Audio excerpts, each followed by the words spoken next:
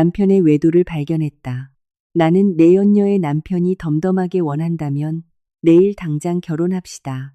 라고 말했을 때 그 자리에 얼어붙고 말았다. 나는 올해 40살이다. 만약 10년 전에 누군가 이런 이야기를 해줬다면 아마 나조차도 웃으며 세상에 그렇게 말도 안 되는 일이 어디 있느냐고 고개를 저었을 것이다. 하지만 사람의 인생이란 때로 참 기이하다.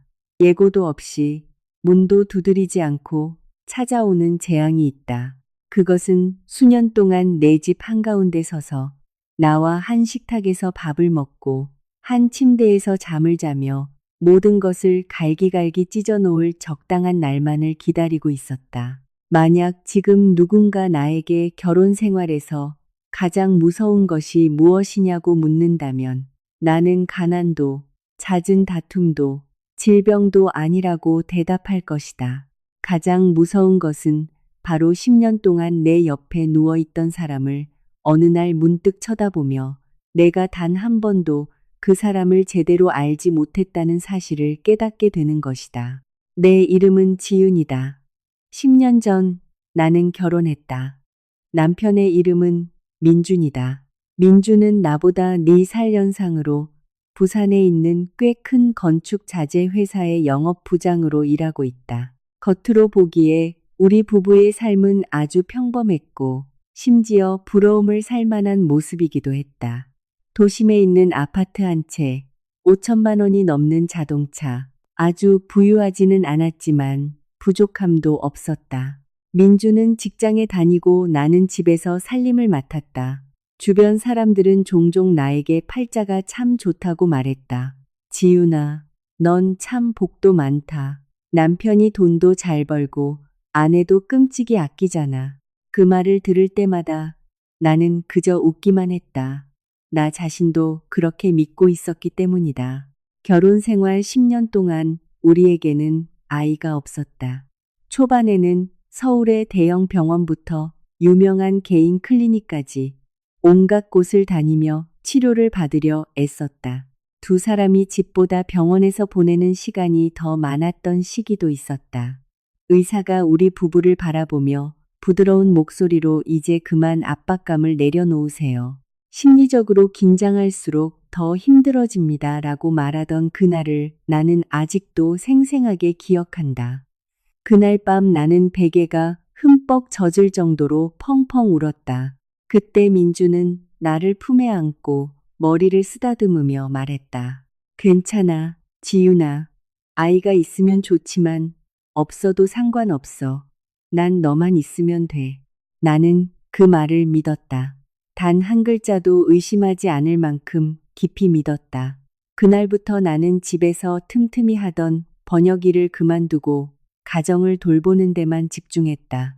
민주는 퇴근하고 돌아왔을 때 집에서 자신을 기다려주는 사람이 있었으면 좋겠다고 말한 적이 있다. 나는 그 말을 아주 똑똑히 기억한다. 집이 너무 썰렁하면 견디기 힘들다는 것이었다. 그래서 수년 동안 나는 완벽한 아내가 되기 위해 노력했다. 아침에 일찍 일어나 식사를 준비하고 저녁이면 밥을 안 치고 기다렸으며 옷은 항상 주름 하나 없이 다려놓았다. 식탁에는 항상 민준이 좋아하는 반찬들이 올라왔다. 심지어 남편의 비타민 복용 일정까지 내 스마트폰에 기록해 두었다. 나는 내가 한 사람에게 충분히 잘해준다면 그 사람도 차마 나에게 상처를 주지 못할 것이라고 생각했다. 어느 금요일 밤이 되기 전까지는 말이다. 나중에 돌이켜보니 무언가가 무너져 내리는 데는 단 몇 초면 충분하다는 것을 그 밤이 되어서야 비로소 깨달았다. 그날 민주는 평소보다 늦게 귀가했다. 현관문에 들어서자마자 그는 소파에 서류 가방을 던지듯 내려놓고 목을 주물렀다. 피곤해 죽겠네. 오늘 접대가 너무 길었어. 나는 다가가 남편의 손에서 양복 재킷을 받아들었다. 먼저 씻고 밥 먹어. 민주는 한숨을 쉬었다. 응, 씻고 나올게. 말을 마친 그는 곧장 욕실로 들어갔고 이내 물 흐르는 소리가 들려왔다. 나는 여느 때처럼 남편의 재킷을 옷장에 걸기 위해 손에 들고 있었다. 그 순간의 모든 것은 너무나 평범했다. 내 인생이 다른 방향으로 꺾이게 될 줄은 꿈에도 생각하지 못할 만큼 평범했다. 나는 지갑을 꺼내고 자동차 스마트키를 꺼내고 명함 지갑을 꺼냈다. 바로 그때 테이블 위에 놓인 스마트폰이 짧게 한번 징하고 울렸다. 평소에 나는 민준의 휴대전화에 절대 손을 대지 않는다. 아내로 산 10년 동안 남편의 휴대전화를 검사한 적은 단 한 번도 없었다. 부부가 함께 살려면 믿음이 있어야 한다고 늘 생각했기 때문이다. 하지만 그날 밤은 알 수 없는 이유로 시선이 그쪽으로 향했다. 화면이 밝아지며 카카오톡 메시지 하나가 떠올랐다. 발신자 이름은 서연이었다. 심장이 철렁 내려앉았다. 왜 그랬는지 모르겠다. 여자의 직감이었을 수도 있고 하늘이 일부러 던져준 예감이었을 수도 있다. 내용은 단 한 줄이었다. 어제 진짜 재밌었어. 남편한테는 출장 간다고 거짓말해서 의심 안 받아. 다음 주에 우리 갔던 그 호텔에서 또 만나자. 보고 싶어. 나는 그 자리에 얼어붙었다. 정말로 내가 잘못 읽은 것이라고 생각했다. 고개를 숙여 다시 한번 읽었다. 2번, 3번을 다시 봐도 글자는 그대로였다. 온몸에 피가 싹 빠져나가는 기분이었고 두 손은 얼음장처럼 차가워졌다. 귀에서 이명이 울려 욕실의 물소리조차 제대로 들리지 않았다. 그저 내 심장이 너무 빠르고 강하게 그리고 아프게 뛰는 소리만 들릴 뿐이었다. 남편. 내가 10년 동안 믿었던 내 남편이 바람을 피우고 있었다. 그것도 단순한 외도가 아니었다. 저 여자 역시 남편이 있는 유부녀였고 두 사람은 함께 각자의 가정을 속이고 있었던 것이다. 욕실로 뛰어들어가 남편의 얼굴에 휴대전화를 집어 던지며 도대체 왜 나한테 이러는 거냐고 소리치고 싶었다. 하지만 바로 그 순간 머릿속에 번뜩이는 생각이 스쳐 지나갔다. 지금 당장 난리를 피우면 그는 발뺌할 것이다. 무조건 잡아뗄 것이다. 민주는 거짓말에 아주 능숙한 사람이다. 수년 동안 내가 단 한 번도 눈치채지 못하게 할 만큼 말이다. 나는 심호흡을 깊게 한 뒤 내 휴대전화를 꺼내 그 화면을 사진으로 찍었다. 1장, 2장, 3장. 손이 너무 떨려 하마터면 휴대전화를 떨어뜨릴 뻔했다.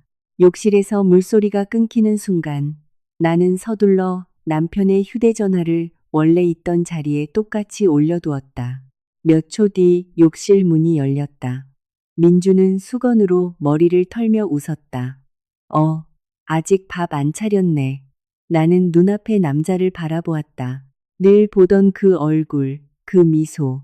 10년 동안 내 옆에서 잠들었던 바로 그 사람이었다. 하지만 참으로 기이하게도 태어나서 처음으로 그가 그렇게 낯설게 느껴질 수가 없었다. 나는 나조차도 서늘하게 느껴지는 미소를 지으며 말했다. 응, 지금 바로 차릴게. 하지만 돌아서는 그 짧은 순간 나는 한 가지 사실을 분명히 깨달았다. 오늘 밤부터 모든 것은 이미 시작되었고 나를 배신한 사람에게 반드시 대가를 치르게 하겠다는 것을. 그날 밤 나는 뜬 눈으로 밤을 새우다시피 했다. 민주는 내 옆에 누워 마치 아무 일도 없었다는 듯 고른 숨소리를 내며 잤다.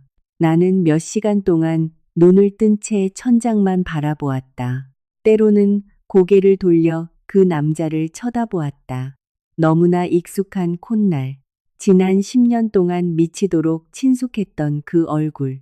머릿속에서는 아까 본 그 메시지가 마치 칼날처럼 계속해서 반복 재생되었다. 어제 진짜 재밌었어. 그 짧은 몇 글자가 마치 결혼 생활 전체를 산산조각 낼 수 있는 것만 같았다. 나는 울지 않았다. 참 이상한 일이다. 기절할 때까지 펑펑 울어야 정상이라고 생각했다. 하지만 처음에 충격이 가시고 난 후 내 안에는 오직 차가운 감각만이 남았다. 심장 속에서부터 퍼져나오는 지독한 냉기였다. 새벽 3시쯤 민준이 뒤척이더니 습관처럼 내 허리에 팔을 둘렀다. 예전에는 그럴 때마다 마음이 편안해졌지만 그날 밤은 역겨움이 치밀어 올랐다. 나는 그의 팔을 조심스럽게 치우고 일어나 베란다로 나갔다. 바깥의 밤은 아주 고요했고 멀리서 도로 위를 달리는 차들의 불빛만 보였다. 나는 라탄 의자에 앉아 무릎을 끌어안고 날이 밝을 때까지 그렇게 계속 앉아 있었다.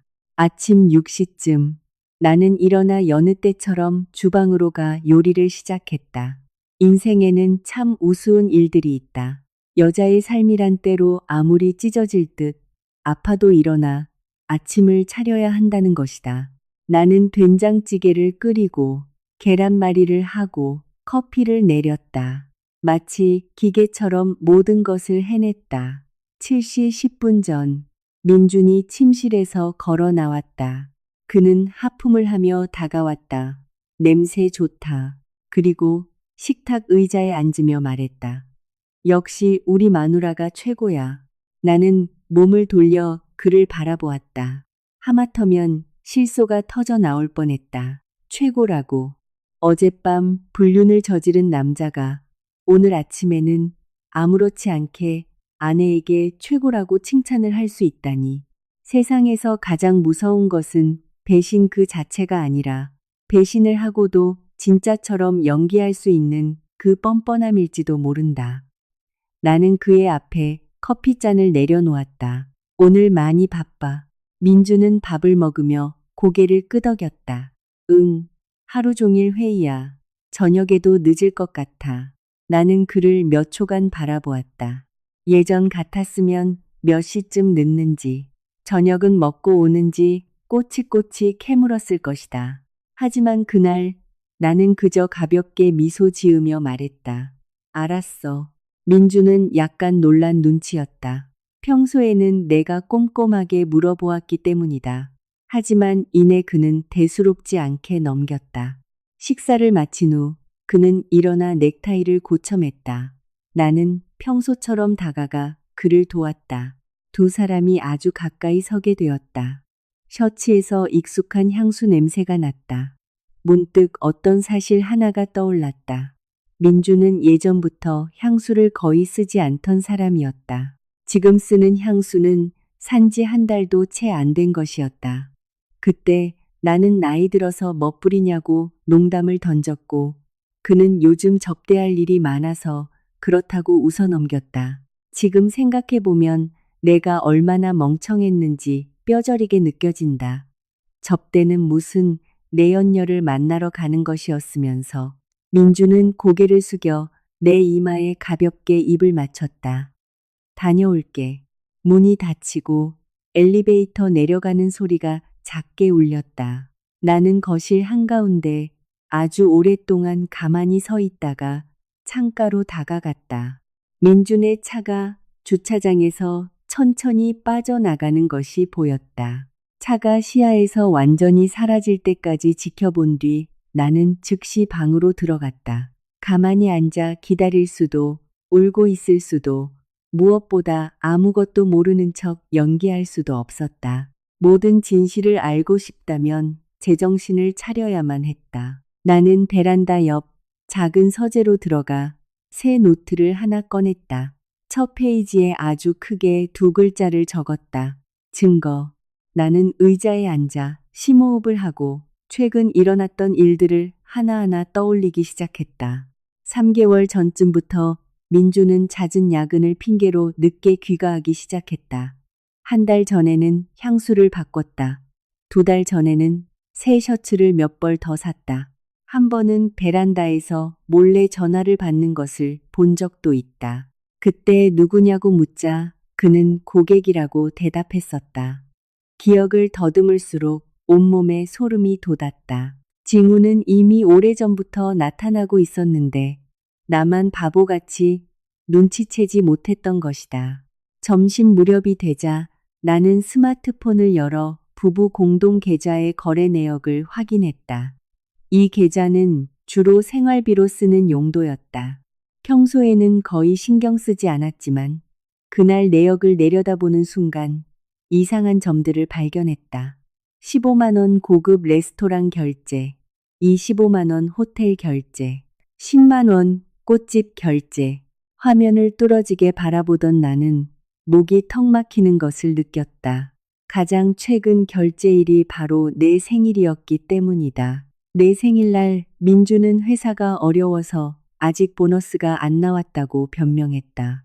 나에게는 2만 원도 안 되는 작은 케이크 하나를 사주었으면서 본인은 다른 여자를 데리고 최고급 레스토랑에서 밥을 먹은 것이다. 나는 휴대전화를 책상에 내려놓았다. 물컵을 챈 수 없을 정도로 손이 떨렸다. 바로 그때 내 휴대전화가 울렸다. 화면에 시어머니의 이름이 떠 있었다. 나는 숨을 깊게 들이마시고 전화를 받았다. 네, 어머니. 수화기 너머의 목소리는 무척 밝았다. 지윤아, 이번 주말에 엄마가 좀 올라갈까 하는데 너희 두 사람 너무 보고 싶어서. 나는 입술을 깨물었다. 네, 어머니, 올라오세요. 어머니가 웃으며 물었다.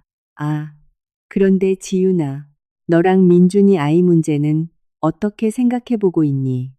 심장이 덜컥 뛰는 듯했다.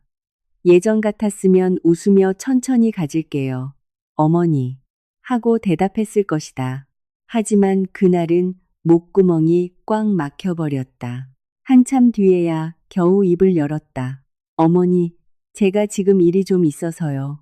저녁에 다시 전화드릴게요. 전화를 끊고 나는 창밖을 보며 멍하니 앉아 있었다. 갑자기 슬퍼졌다. 시어머니가 불쌍했고 내 자신이 불쌍했고 죽을 때까지 함께할 것이라 믿었던 이 가정이 불쌍했다. 하지만 나를 더 비참하게 만들 진짜 고통은 아직 시작조차 되지 않았다는 것을 나는 알지 못했다. 바로 그날 오후 추가 서류를 찾으려 민준의 책상 서랍을 열었을 때 나는 무언가를 발견했다. 작고 예쁜 붉은색 벨벳 상자였다. 상자를 여는 순간 나는 숨이 떴었다. 그 안에는 500만 원은 좋게 넘어 보이는 다이아몬드 목걸이가 들어 있었다. 하지만 내 손을 얼어붙게 만든 것은 가격이 아니라 그 아래 깔려 있던 작은 카드였다. 거기에는 딱 한 줄이 적혀 있었다. 내가 가장 사랑하는 여자에게. 나는 바닥에 주저앉아 꼼짝도 할 수 없었다. 왜냐하면 3일 뒤가 바로 우리 부부의 결혼 10주년 기념일이었기 때문이다. 나는 바닥에 앉아 아주 오랫동안 움직이지 못했다. 살짝 열린 붉은색 벨벳 상자는 여전히 내 손에 들린 채 가운데 박힌 작은 보석의 차가운 빛을 고의로 내뿜고 있는 듯했다. 보통 여자라면 예쁜 보석을 보면 기뻐하고 설레며 거울 앞에서 목에 대보고 사랑하는 사람이 직접 걸어주는 상상을 할 것이다. 하지만 그때 나는 그것을 보며 등골이 오싹해짐을 느꼈다. 3일 뒤면 결혼 10주년이었다. 약 2주 전 저녁을 먹다가 내가 무심코 그 이야기를 꺼냈던 기억이 났다. 나는 웃으며 말했다. 진짜 빠르다. 벌써 10년이나 됐네. 그때 민주는 휴대전화를 보며 건성으로 대답했다. 응, 시간 참 빠르네.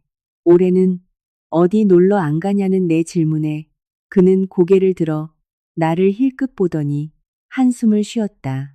요즘 회사 일이 너무 많아서 어디 가긴 힘들 것 같아.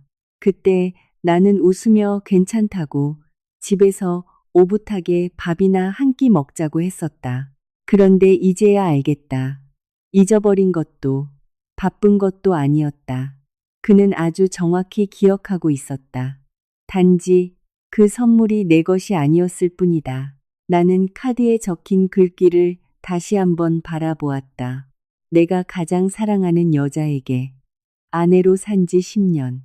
결국 그가 가장 사랑하는 여자는 단 한 번도 나였던 적이 없다는 사실을 비로소 깨달았다. 나는 숨을 깊게 들이쉬고 휴대전화를 꺼내 상자, 목걸이, 카드, 구석구석을 모두 사진으로 찍었다. 그러고는 모든 것을 원래 있던 자리에 똑같이 돌려놓았다. 사람이 너무 고통스러우면 오히려 기이할 정도로 이성적이 되는 순간이 있다. 며칠 전에 지윤이었다면 선물 상자를 들고 민준의 회사로 뛰쳐가 그의 얼굴에 집어던지며 울고불고 따져 물었을 것이다. 하지만 지금의 나는 달라졌다. 나는 진실의 전부를 알아야만 했다. 더 많은 것이 필요했다. 그날 저녁 민주는 밤 9시가 다 되어 상당히 늦게 귀가했다. 현관에 들어서자마자 그는 피곤하다고 불평을 늘어놓았다. 아휴, 죽겠네. 오늘 하루 종일 회의했어. 나는 다가가 겉옷을 받아들었다. 그에게서 나는 향수 냄새가 아주 뚜렷했다. 남자 향수가 아니었다. 아주 옅은 여자 향수 냄새였다. 수년 동안 이 남자의 셔츠 하나하나를 직접 세탁해온 나로서는 그의 몸에서 나는 모든 냄새를 너무나 잘 알고 있었다. 민주는 지나가면서 자연스럽게 내 머리를 쓰다듬었다. 배고파 죽겠다. 밥 좀 차려줘. 나는 그를 몇 초간 바라보다가 희미하게 웃었다. 먼저 씻어 반찬 데워 놓을게. 민준이 욕실에 들어간 사이 나는 그의 재킷을 들어 올렸다. 내 손이 깃 부분에서 멈췄다. 머리카락 한 가닥. 옅은 갈색의 긴 머리카락이었다. 나는 얼어붙었다. 내 머리는 흑발이며 수년 동안 염색을 한 적이 단 한 번도 없다. 한참을 가만히 서 있던 나는 조심스럽게 작은 비닐봉지를 가져와 머리카락을 담고 사진을 찍었다. 나 자신조차도 언제부터 이렇게 침착해졌는지 이해할 수 없었다. 어쩌면 고통이 한계에 달하면 눈물조차 말라버리는 모양이다. 저녁 식사 후 민주는 소파에 앉아 텔레비전을 보았고 나는 그 옆에서 스마트폰을 넘겨보고 있었다. 밤 10시가 넘었을 무렵 테이블 위에 올려둔 그의 휴대전화가 짧게 한 번 징울렸다. 반사신경이라도 발동한 듯 민주는 순식간에 손을 뻗어 휴대전화를 집어들었다. 슬쩍 곁눈질로 보니 화면에 서연이라는 이름이 떠 있었다. 나는 아무것도 모르는 척했다. 민준이 일어섰다. 나 베란다에서 거래처랑 통화 좀 하고 올게. 나는 아무 말 없이 고개만 끄덕였다. 베란다 문이 닫혔다. 유리창 너머로 민준이 웃고 있는 모습이 보였다. 그가 저렇게 웃는 모습을 본 지 참 오래되었다. 고개를 살짝 숙인 채 눈빛은 다정했고 입꼬리가 아주 자연스럽게 올라가 있었다. 예전에는 저 미소를 볼 때마다 남편이 참 기분이 좋은가 보다 생각했다. 하지만 이제야 알겠다. 그가 기분 좋은 것이 아니라 그를 기분 좋게 만드는 대상이 다른 사람으로 바뀌었을 뿐이라는 것을. 10분 뒤 민준이 거실로 돌아왔다. 얼굴에는 아무 일도 없었다는 듯 평온함이 가득했다. 그가 내 옆에 앉았다. 왜 그렇게 무섭게 쳐다봐? 나는 웃었다. 아니야. 오늘따라 당신 젊어 보여서. 민준이 소리내어 웃었다. 우리 아내가 웬일로 아부까지 다 하네. 나도 따라 웃었지만 마음속은 얼음장 같았다. 그날 밤 12시쯤 민주는 아주 금방 잠이 들었다. 나는 30분 넘게 더 기다렸다. 그가 깊이 잠든 것을 확신한 후 나는 조심스럽게 그의 휴대전화를 집어들었다. 손이 떨렸고 손바닥엔 식은땀이 흥건했다. 비밀번호는 우리 결혼기념일이었다. 예전에는 그 사실 하나만으로도 행복해했던 나였다. 하지만 지금은 그저 조롱처럼 느껴질 뿐이었다. 화면이 열리자 심장이 미친 듯이 뛰었다. 문자함에는 아무것도 없었다. 소셜미디어 앱에도 아무것도 없었다. 모든 것이 깨끗했다. 너무나 소름 끼치도록 깨끗했다. 화면을 응시하던 나는 문득 한 가지 사실을 떠올렸다. 한 달 전쯤부터 민준이 새로운 메신저 앱을 자주 쓰기 시작했다는 것이다. 한 번은 내가 뭐냐고 묻자 회사 업무용 앱이라고 둘러댔었다. 잠시 뒤져보던 중 나는 그 앱이 여전히 로그인 상태인 것을 발견했다. 심장이 요동쳤다. 앱을 열자마자 목록 하나가 나타났다. 가장 위에 있는 이름은 서연. 마지막 메시지는 15분 전에 온 것이었다. 나는 창을 열었다. 그 순간 온몸이 굳어버렸다. 화면에 떠 있는 마지막 메시지가 바로 이것이었기 때문이다. 보고 싶어. 3일 뒤면 일 끝나니까.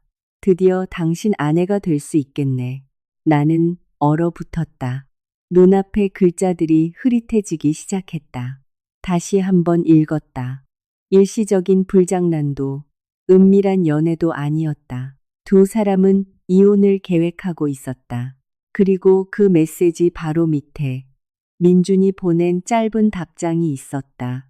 나도 그날만 기다려. 팔에서 힘이 빠지며 하마터면 휴대전화를 바닥에 떨어뜨릴 뻔했다. 이 결혼 생활은 아마도 아주 오래전에 이미 죽어버렸다는 사실을 난생 처음으로 깨달았기 때문이다. 나 혼자 잿더미 속에 서서 아직 무언가 남아있을 거라 믿으며 발버둥 치고 있었던 것뿐이다.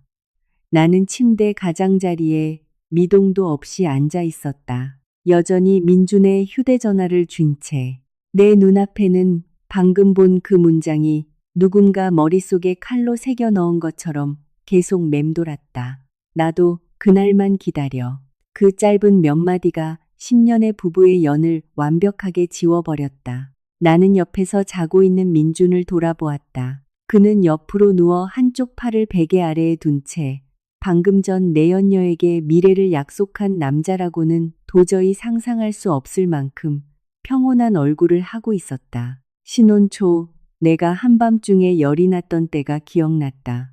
그날은 비가 억수같이 쏟아지던 새벽 2시였다. 그는 비를 맞으며 약국을 뛰어다니다가 나를 업고 응급실까지 뛰어갔다. 병원으로 가는 내내 헉헉거리며 그는 말했다. 지윤아, 너 잘못되면 나 누구랑 살라고. 그때 나는 눈물을 흘렸다. 내가 정말 사람 하나는 잘 골랐다고 생각했다. 내 인생에 무슨 일이 생겨도 이 남자만큼은 나를 버리지 않을 거라 굳게 믿었다. 하지만 지금 돌이켜보니 너무나 비참했다. 사람이 정말로 변한 것일까? 아니면 애초부터 변한 적이 없었던 것일까? 단지 어느 순간 썼던 가면을 벗어 던진 것일 뿐일지도 모른다. 나는 대화 내용을 전부 캡처하여 내 개인 이메일로 전송한 뒤 휴대전화를 원래 자리에 조심스럽게 내려놓았다. 침대에 누워 눈을 감았지만 잠은 오지 않았다.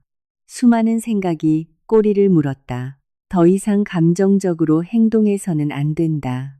민주는 이혼을 원하고 있고 저 여자 역시 이혼을 원하고 있다. 이 말은 그들이 이미 오래전부터 계획을 세우고 있었다는 뜻이다. 만약 내가 무작정 덤벼들어 판을 엎어버린다면 결국 손해를 보는 쪽은 나뿐이다. 나는 그 여자가 대체 누구인지 알아내야 했다. 다음 날 아침, 나는 아주 일찍 일어났다. 아침 식사를 준비하고 있는데 민준이 평소처럼 뒤에서 다가와 내 허리를 끌어안았다. 여보, 나 이번 주말에 제주도로 이틀 출장 가야 할 것 같아. 토마토를 썰던 내 손이 멈칫했다. 제주도. 나는 고개를 돌려 그를 바라보았다. 주말에. 꽤 중요한 신규 거래처가 있어서 말을 마친 그는 내 볼에 가볍게 입을 맞췄다. 우리 마누라 불쌍해서 어쩌나.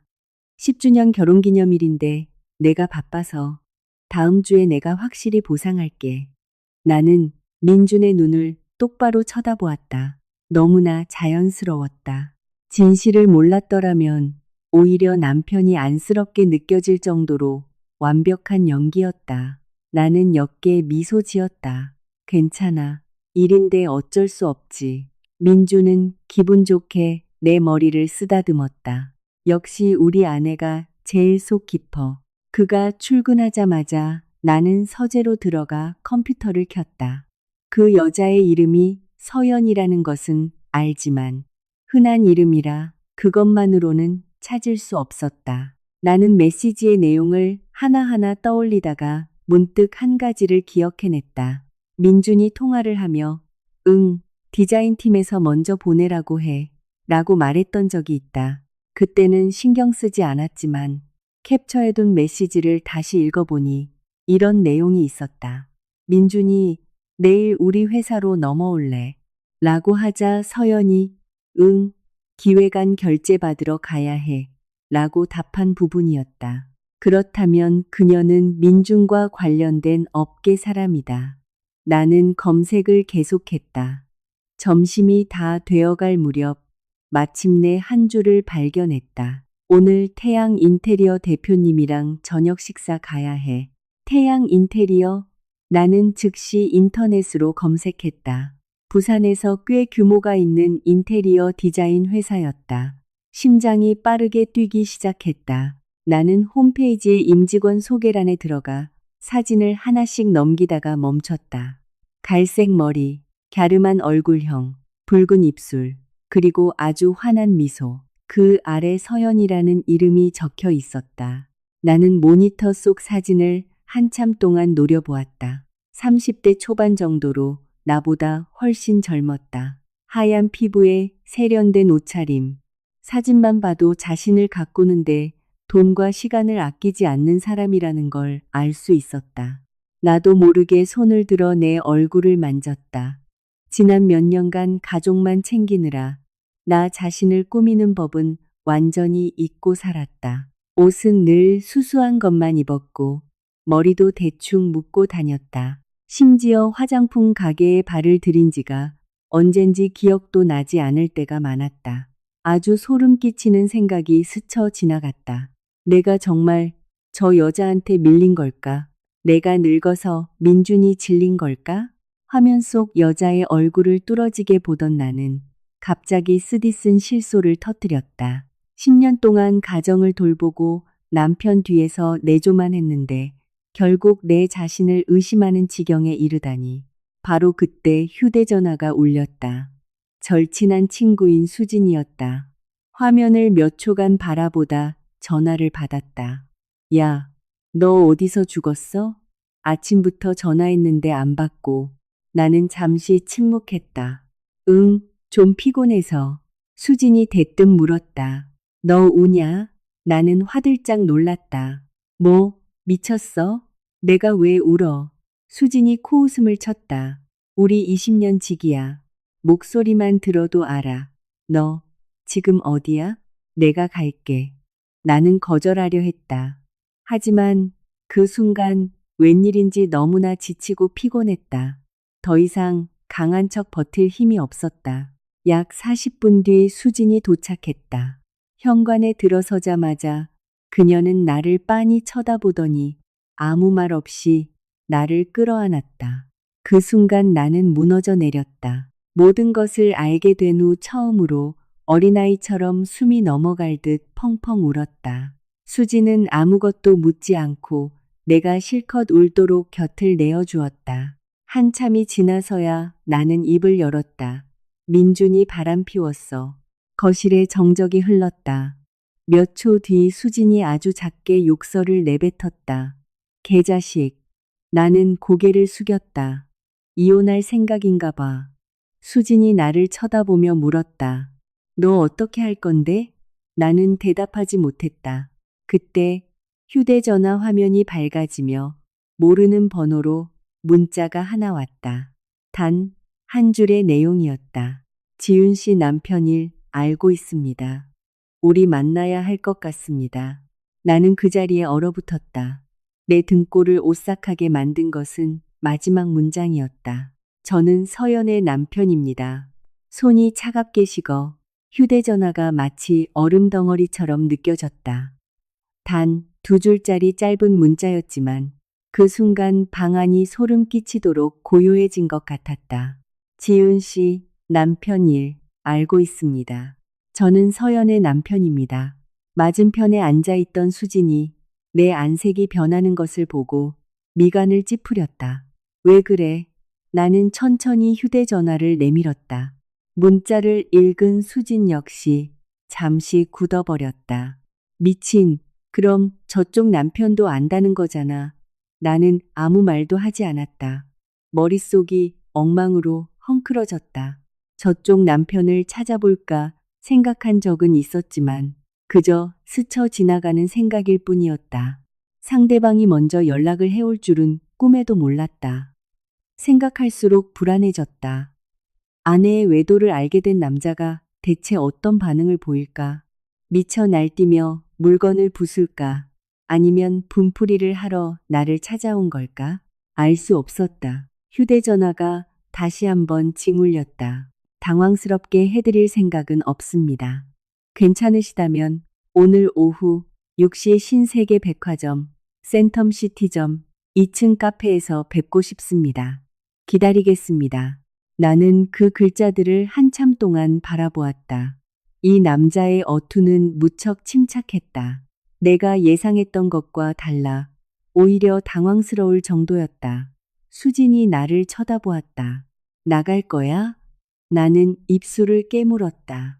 몰라. 저 남자가 이성을 잃고 미친 짓이라도 하면 어떡해. 수진이 단호하게 말했다. 미친 짓은 무슨? 넌 피해자야. 저 남자도 피해자고. 그러곤 그녀가 나를 몇 초간 응시했다. 더 알고 싶지 않아? 나는 침묵했다. 알고 싶어. 너무나 많은 것을 알고 싶어. 민중과 서연이 언제부터 만났는지, 그 두 인간이 나를 얼마나 오랫동안 기만해 왔는지, 내가 아직 알아채지 못한 다른 무언가가 또 있는지. 결국 나는 답장을 보냈다. 나가겠습니다. 그날 오후 내내 나는 아무 일에도 집중하지 못했다. 시계가 5시를 가리키자마자 옷을 갈아입고 집을 나섰다. 나가기 전 수진이 내 팔을 붙잡았다. 무슨 일 생기면 바로 전화해. 나는 고개를 끄덕였다. 백화점에 도착하니 5시 50분이었다. 2층으로 올라가니 통유리창 밖으로 도로가 내려다 보이는 카페가 있었다. 안으로 들어서는 순간 나는 흠칫 놀랐다. 그 남자가 이미 와서 앉아 있었기 때문이다. 그는 회색 셔츠에 검은색 정장 바지 차림이었고 키가 크고 등이 꼿꼿한 자세로 창밖을 응시하고 있었다. 대략 40대 초반쯤 되어 보였는데 내가 상상했던 모습과는 완전히 달랐다. 나는 서연의 남편이 훨씬 나이가 많거나 배가 나오고 성질이 괴팍한 아저씨일 거라고 짐작했었다. 하지만 눈앞의 남자는 아주 차분하고 단정했다. 내가 다가오는 것을 본 그가 자리에서 일어났다. 지윤 씨. 나는 가볍게 목례를 했다. 네. 그가 의자를 빼주며 자리를 권했다. 자리에 앉았지만 공기는 어색하기 짝이 없었다. 직원이 물을 가져다 주었다. 남자는 잠시 침묵하다가 입을 열었다. 제 이름은 도진입니다. 갑자기 연락드려서 죄송합니다. 그의 목소리는 낮고 차분했으며 내가 우려했던 다혈질적인 모습은 전혀 보이지 않았다. 나는 그를 쳐다보았다. 언제부터 아셨습니까? 도진은 눈앞에 커피잔을 내려다 보았다. 한 달 전쯤입니다. 심장이 철렁 내려앉았다. 한 달. 그가 고개를 끄덕였다. 꽤 오래전부터 의심은 했습니다. 아내가 요즘 들어 부쩍 외출이 잦아졌고 휴대전화를 항상 몸에 지니고 다녔으며 밤마다 누군가와 메시지를 주고받으며 실실 웃었거든요. 여기까지 말한 그가 희미하게 헛웃음을 지었다. 사실 남자에게도 직감이라는 게 있습니다. 단지 스스로 믿고 싶지 않을 뿐이죠. 나는 가만히 앉아 있었다. 그가 하는 말 한마디 한마디가 지난 며칠 동안 내가 느꼈던 감정과 소름 끼치도록 똑같았기 때문이다. 도진이 말을 이었다. 사람을 붙여봤지만 서연이 워낙 주도 면밀하게 굴어서요. 다른 남자가 있다는 것만 알았지 누군지는 몰랐습니다. 지난주가 되어서야 그게 민준 씨라는 걸 알게 되었습니다. 나는 주먹을 꽉 쥐었다. 저는 며칠 전에야 알았어요. 도진이 나를 바라보았다. 그의 눈빛에는 묘한 무언가가 서려 있었다. 동정이나 연민이 아니라 타인에게서 자신의 모습을 발견한 사람의 눈빛이었다. 그가 아주 조심스럽게 물었다. 괜찮으십니까? 단순한 질문 한마디. 그런데 갑자기 목이 메어왔다. 요 며칠 사이 사람들은 내게 밥은 먹었냐? 잠은 잤냐? 왜 그렇게 안색이 안 좋냐 등 온갖 질문을 쏟아냈다. 하지만 나에게 진심으로 괜찮냐고 물어본 사람은 아무도 없었다. 나는 한참 고개를 숙이고 있다가 겨우 대답했다. 안 괜찮아요. 제 자신이 꼭 바보천치 같아요. 남편이랑 10년을 살았는데 아무것도 몰랐다니. 도지는 나를 몇 초간 바라보더니 천천히 말했다. 지윤 씨가 바보인 게 아닙니다. 잘못은 그들이 한 거고 믿어준 사람에게는 죄가 없습니다. 나는 고개를 들어 그를 보았다. 모든 사실을 안 이후 처음으로 누군가 나에게 그런 말을 해주었다. 코끝이 시큰거렸다. 도진이 가방에서 두툼한 서류 봉투를 꺼내 테이블 위에 올려놓았다. 한번 보시는 게 좋을 겁니다. 나는 봉투를 열어 첫 장을 꺼냈다. 민중과 서연이 호텔로 들어가는 사진이었다. 심장이 뱉는 것 같았다. 두 번째 장은 두 사람이 식당에서 밥을 먹는 사진이었다. 세 번째 장, 민준이 서연의 목에 목걸이를 걸어주는 사진. 바로 그 붉은 상자에 들어있던 다이아몬드 목걸이였다. 사진을 뚫어지게 보는데 귀에서 이명이 들리기 시작했다. 그날이 생생하게 기억났다. 민주는 서울로 접대를 하러 간다고 했었다. 나는 운전 조심하라고 당부 전화까지 했고 그는 다 안다며 웃어넘겼다. 내가 집에서 그를 기다리는 동안 그는 다른 여자의 목에 목걸이를 걸어주고 있었던 것이다. 손이 떨렸다. 도진이 천천히 티슈갑을 내 앞으로 밀어주었다. 죄송합니다. 나는 고개를 저었다. 도진 씨가 왜 죄송해요? 그는 잠시 침묵하더니 아주 작게 말했다. 이 기분이 어떤 건지 저도 잘 아니까요. 나는 고개를 들어 눈앞의 남자를 처음으로 찬찬히 뜯어보았다. 그의 눈은 아주 깊고 피로해 보였다. 며칠 밤을 지새운 사람 특유의 눈빛이었다. 아마도 그 역시 나와 똑같았을 것이다. 믿지 못해 현실을 부정하고 자신을 탓하고 자책하며 밤새워 홀로 어둠 속에 앉아 있었으리라. 창밖으로는 해가 저물고 가로등 불빛이 하나둘 켜지기 시작했다. 도지는 아래쪽의 찾기를 내려다보며 말했다. 두 사람은 이혼할 생각입니다. 서연이 통화하는 걸 우연히 들었어요. 꽤 진지한 것 같더군요. 나는 들고 있던 사진을 꽉 쥐었다. 그 순간 도진이 고개를 돌려 나를 보았다. 아주 차분한 눈빛이었다. 그리고 나를 굳어버리게 만든 한마디를 던졌다. 원하신다면 저와 지윤 씨가 두 사람에게 아주 특별한 선물을 해줄 수도 있습니다만 나는 도진을 빤히 바라보았다. 그가 대체 무슨 말을 하는 건지 당장 이해가 되지 않았다. 카페에는 여전히 사람이 많았고 잔이 부딪히는 소리와 사람들의 웅성거림이 규칙적으로 들려오고 있었다. 하지만 그 순간만큼은 세상의 모든 소리가 차단된 것 같은 기분이었다. 무슨 뜻이죠? 도지는 바로 대답하지 않았다. 그는 커피잔을 들어 한 모금 마신 뒤 아주 천천히 내려놓았다. 감정을 이기지 못하고 복수하듯 깽판을 치자는 뜻이 아닙니다. 법에 어긋나는 짓을 하자는 것도 아니고요. 저는 그저 그가 잠시 말을 멈췄다. 고통받아야 할 사람은 우리가 아니라고 생각할 뿐입니다. 나는 침묵했다. 도진이 말을 이었다. 두 사람은 사랑에 빠져 있습니다. 적어도 본인들은 그렇게 굳게 믿고 있죠. 이혼만 하면 행복해질 거라고 확신하고 있을 겁니다. 저는 그들이 말하는 그 대단한 사랑이 과연 얼마나 가치 있는 것인지 한번 확인해 보고 싶습니다. 나는 손에 든 사진 더미를 내려다보았다. 사진 속의 민준과 서연, 그리고 10년 동안 나에게는 단 한 번도 보여준 적 없었던 민준의 환한 미소가 있었다. 내가 불쑥 물었다. 아직 서연 씨를 사랑합니까? 도지는 살짝 놀란 눈치였다. 내가 그런 질문을 할 줄은 몰랐던 것 같다. 그는 오랫동안 창밖을 보다가 희미하게 웃었다. 기이할 정도로 슬픈 미소였다. 모르겠습니다. 아니면 사랑했었는지도 모르죠. 저와 그 사람은 결혼한 지 6년 됐습니다. 제가 8살 연상이죠. 저는 그저 열심히 돈을 벌어서 풍족하게 해주면 가정이 평안할 거라 믿었습니다. 집도 사고, 차도 사고, 그녀가 원하는 건 다 사줬습니다. 하지만 결국 깨닫게 되더군요. 도지는 자신의 두 손을 내려다보았다. 돈으로 살 수 없는 것도 있다는 걸요.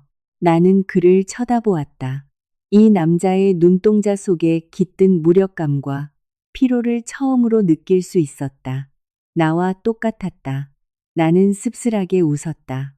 어쩌면 우리 두 사람 참 많이 닮았네요. 도진이 고개를 들었다. 나는 천천히 말했다. 나름대로 최선을 다했다고 생각했는데 결국엔 버림받았으니까요. 도진은 아무 말도 하지 않았다. 한참 뒤에야 그가 나를 보며 물었다. 민준 씨를 용서할 생각입니까? 나는 1초의 망설임도 없이 대답했다. 아니요. 나 자신조차 놀랄 만큼 단호하고 빠른 대답이었다. 며칠 전까지만 해도 고통에 몸부림치며 남편을 붙잡을까 고민했고 내게 무슨 잘못이 있었던 건 아닐까 자책했었다. 하지만 그 사진들을 보고 그 메시지들을 읽은 지금은 완전히 깨달았다. 한 번의 외도라면 변명의 여지라도 있겠지만 오랜 기간 치밀하게 이혼을 계획하고 다른 사람과 미래를 약속한 것은 순간의 나약함이 아니다. 그것은 선택이다. 도지는 나를 몇 초간 바라보더니 고개를 끄덕였다. 이해합니다. 그러곤 스마트폰을 꺼내 캘린더 화면을 켰다. 3일 뒤. 민준 씨가 제주도 출장 간다고 했죠. 나는 화들짝 놀랐다. 그걸 어떻게 아셨어요? 도진이 나를 쳐다보았다.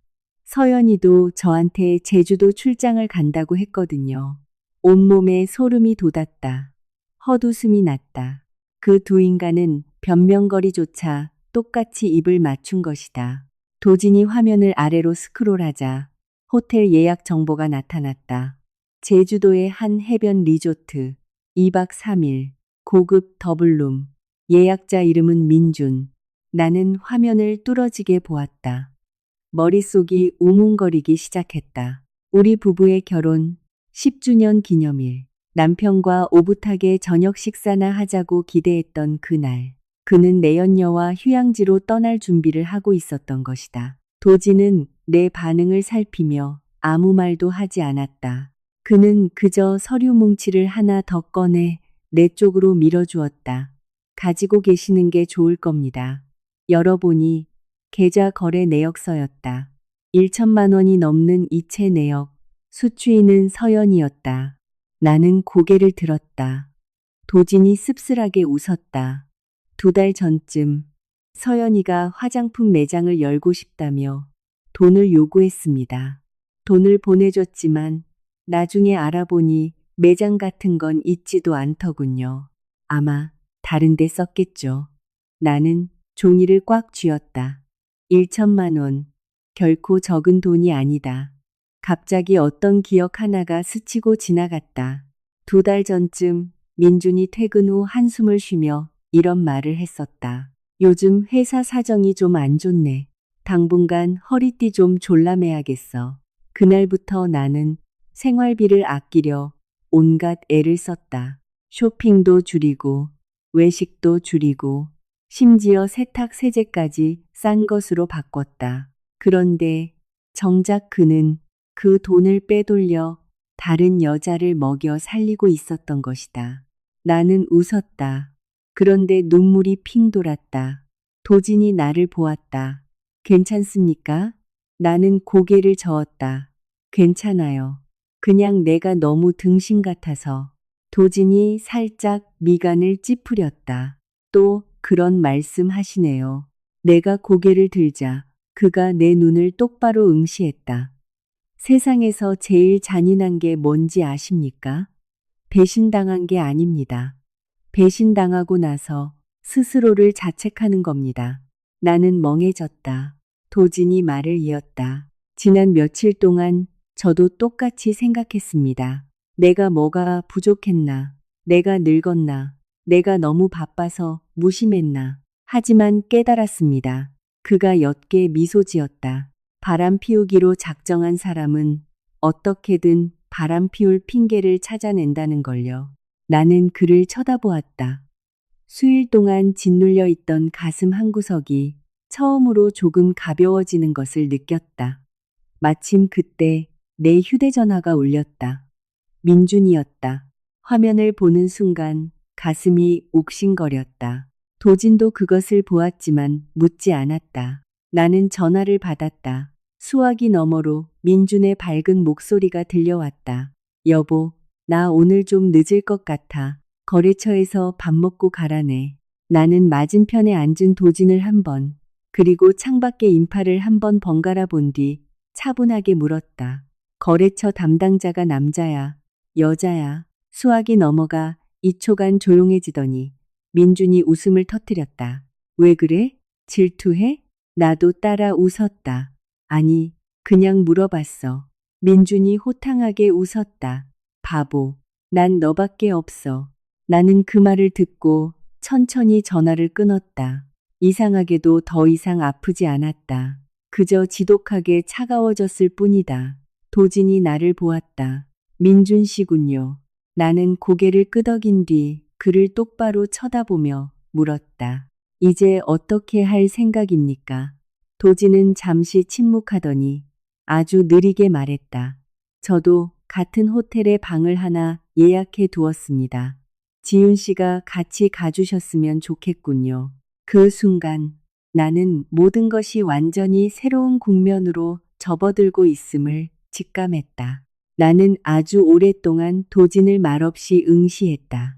그가 한 말은 목소리가 크지도 않았고 처음 만났을 때처럼 아주 평온했다. 하지만 내 마음속에는 거대한 지진이 일어나는 것 같았다.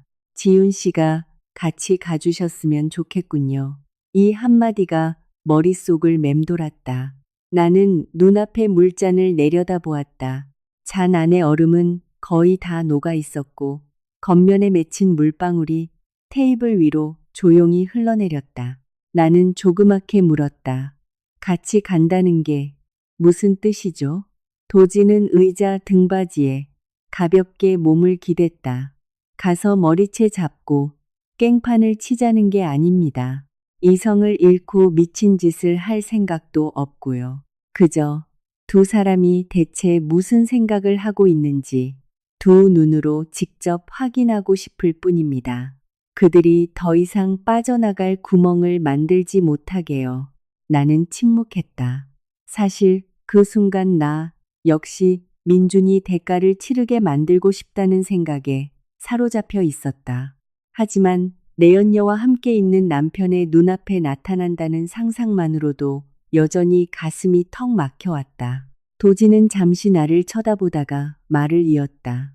지금 당장 대답하실 필요 없습니다. 쉬운 결정이 아니라는 거 잘 압니다. 다만 그가 말을 잠시 멈췄다. 집에서 그냥 기다리기만 한다면 고통받는 건 결국 지윤 씨 혼자뿐일 겁니다. 나는 고개를 숙였다. 맞는 말이다.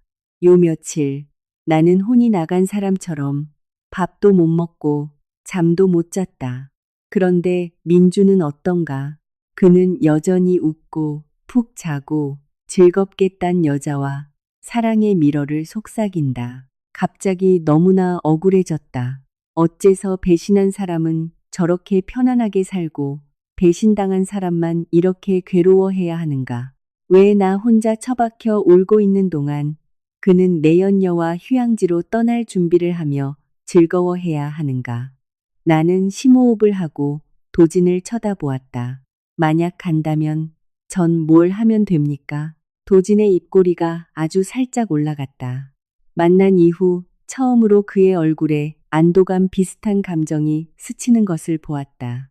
아직은 아무것도 할 필요 없습니다. 그저 침착하게 계시면 됩니다. 그러곤 그가 휴대전화를 꺼내 일정을 보여주었다.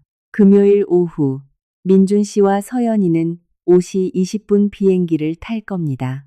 제주도에는 6시 반쯤 도착하겠죠. 저는 1시간 뒤 비행기를 예매했습니다. 나는 그를 보며 물었다. 미리 다 준비해 두셨군요. 도진은 희미하게 웃었다. 그 남자가 민준 씨라는 걸 알았을 때부터 원래는 혼자 갈 생각이었습니다. 하지만 지금은 지윤 씨가 함께 가는 게 더 나을 것 같네요. 나는 맞은편의 남자를 바라보며 마음속에 묘한 감정이 싹 트는 것을 느꼈다. 온전히 신뢰하는 것은 아니지만 처음 만났을 때의 경계심도 사라져 있었다. 아마 우리 두 사람 모두 같은 위치에 서서 사랑하는 사람에게 배신당하고 아파하며 길을 잃었기 때문일 것이다. 헤어질 때 도진은 명함 하나를 내밀었다. 마음이 바뀌면 언제든 연락 주십시오. 안 가신다고 해도 상관없습니다. 나는 명함을 받아들고 가볍게 고개를 끄덕였다. 백화점을 나섰을 때는 날이 완전히 어두워져 있었다. 곧장 집으로 가지 않고 근처 공원 호숫가를 걸었다. 바람이 꽤 찼다. 벤치에 앉아 수다를 떠는 젊은 연인들이 보였다. 서로의 어깨에 기대어 해맑게 웃는 모습. 그들을 보며 나는 나도 모르게 10년 전의 내 모습을 떠올렸다. 그 시절 민주는 돈이 별로 없었다. 우리의 연애는 아주 평범했다. 한 번은 저녁을 먹으러 갔는데 민준의 주머니에 단돈 5천 원밖에 없었다. 그는 한참 메뉴판을 보다가 라면 2개를 시켰고 계란을 내 그릇에 덜어주며 웃었다. 나눠 먹어야 더 맛있어. 그때 나는 정말 행복했다. 라면 한 그릇조차 나를 위해 양보하는 이 남자라면 평생 나를 사랑해 줄 거라 믿었다. 하지만 시간이라는 건 참으로 무섭다. 한 사람을 완전히 다른 사람으로 만들어 버릴 수 있으니까. 집에 도착하니 반팔씨가 다 되어 있었다. 현관문을 열자마자 거실에 앉아 있는 민준이 보였다. 그가 나를 돌아보았다. 오늘 어디 갔다 왔어? 나는 1초 정도 멈칫했다. 좀 답답해서 바람 쐬러. 민준이 일어서서 다가왔다. 나한테 전화라도 하지. 걱정했잖아. 잘생기고 젠틀하며 다정한 얼굴. 제3자가 봤다면 틀림없이 완벽한 남편이라 생각했을 것이다. 나는 미소 지었다. 그냥 동네 좀 걸었어. 민주는 나를 몇 초간 바라보더니 내 어깨를 감싸쥐고 소파에 앉혔다. 지윤아, 나 정말 미안해. 내가 돌아보며 물었다. 왜? 그가 웃었다. 10주년 결혼기념일인데 같이 있어 주지도 못하고 출장 갔다 오면 내가 팍팍 쏠게. 심장이 칼에 찔린 듯 아팠지만 나는 웃었다. 마침 그때 민준의 휴대전화 화면이 밝아졌다. 화면에 떠오른 이름은 최 부장. 민준은 즉시 전화를 집어 들고 일어났다. 일 때문에 통화 좀 할게. 그러곤 베란다로 나갔다. 나는 그의 뒷모습을 바라보았다. 하지만 이번엔 바보처럼 가만히 있지 않았다. 민준이 밖으로 나가자마자 테이블 위에 둔 그의 태블릿이 징하고 울렸다. 카카오톡 연동 때문인 것 같았다. 화면이 아주 잠깐 밝아졌다. 서연이었다. 문자는 짧았다. 너무 보고 싶어. 빨리 그날이 왔으면 좋겠어. 나는 화면을 뚫어지게 응시하다가 천천히 고개를 들어 베란다 쪽을 바라보았다. 민주는 밖에서 웃고 있었다.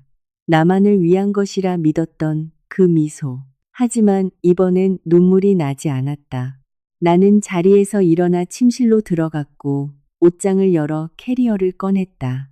아주 오랫동안 캐리어를 내려다보았다. 3년 전에 산 것이었다. 그때 나는 나중에 시간이 나면 둘이서 이곳저곳 여행을 다니자며 샀었다.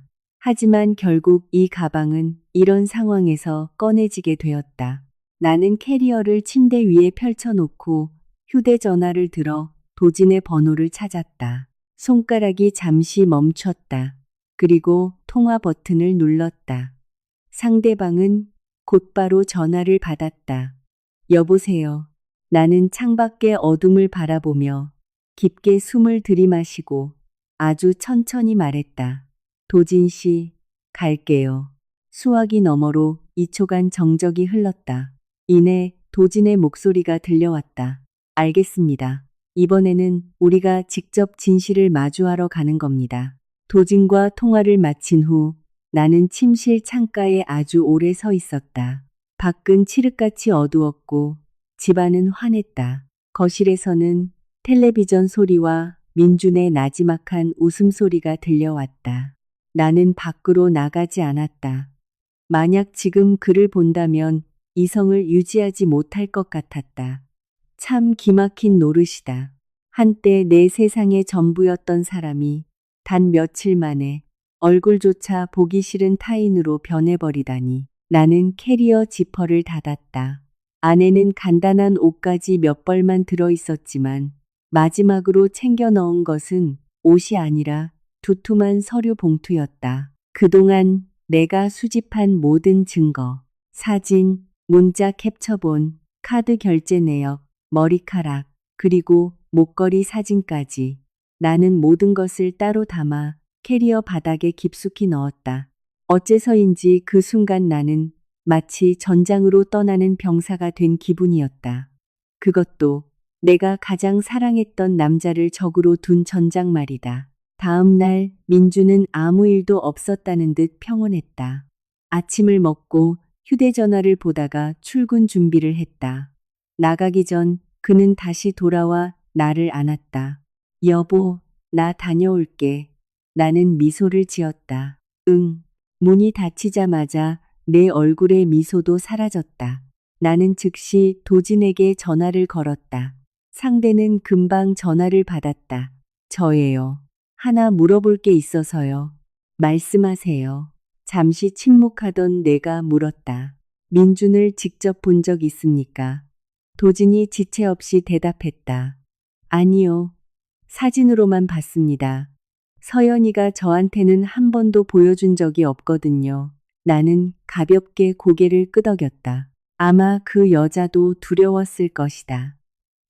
두 개의 세계가 너무 일찍 충돌하는 것도 모든 진실이 폭로되는 것도 두려웠겠지. 오후가 되자 도진이 구체적인 일정을 문자로 보내왔다. 오후 2시에 민준에게 수진이네 집에 이틀 정도 놀러 간다고 말해둘 계획이었다. 그리고 3시에 나는 공항으로 출발하고 도진은 거기서 나를 기다리기로 했다. 계획은 아주 단순했지만 심장은 미친 듯이 뛰었다. 3일은 순식간에 지나갔다. 그리고 마침내 그날이 왔다. 우리 부부의 결혼 10주년 기념일. 민준과 함께 근사한 저녁을 먹어야 마땅했을 날. 그날 아침 나는 일찍 눈을 떴다. 옆에서 잠든 남자를 보며 수많은 기억이 뇌리를 스쳤. 결혼식 날, 처음 신혼집에 들어가던 날, 싸우고 화해하던 날들, 월말에 돈이 떨어져라면 하나를 나눠 먹던 날들, 10년, 결코 짧지 않은 그 세월의 결말이 고작 외도라니. 나는 가벼운 한숨을 쉬며 주방으로 갔다. 8시쯤 민준이 일어났다. 무척 기분이 좋아 보였다. 여보, 나 오늘 좀 일찍 나가야 해. 거래처 사람이 기다리고 있어서. 나는 웃었다. 응. 아침을 먹는 동안 그의 휴대전화 화면이 계속해서 밝아졌다. 민주는 아무렇지 않은 척 애썼지만 나는 그의 입꼬리가 자꾸만 무의식적으로 실룩이는 것을 보았다. 메시지를 보내는 사람은 보나 마나 서연일 것이다. 식사를 마친 민준이 일어나 셔츠 매무새를 가다듬더니 갑자기 주머니에서 작은 상자 하나를 꺼내 내 앞에 놓았다. 나는 멈칫했다. 파란 리본이 묶인 하얀색 상자. 아내에게 주는 선물이라고 했다. 나는 그를 보았다. 이게 뭐야? 오늘 특별한 날이잖아. 나는 천천히 상자를 열었다. 아주 심플한 은반지였다. 나는 반지를 몇 초간 바라보았다. 500만 원짜리 다이아몬드 목걸이가 떠올라 하마터면 헛구역질이 나올 뻔했다. 한쪽은 내 연녀, 한쪽은 아내. 이 차이는 단순히 가격표에 있는 것이 아니라 그 사람이 어디에 마음을 두고 있는지를 보여주는 증거였다. 민준이 웃었다. 왜? 마음에 안 들어? 나는 고개를 저었다. 아니, 예쁘네. 민준이 안도의 한숨을 쉬었다. 다행이다. 취향에 안 맞을까봐 걱정했거든. 나는 그를 보며 미소 지었다.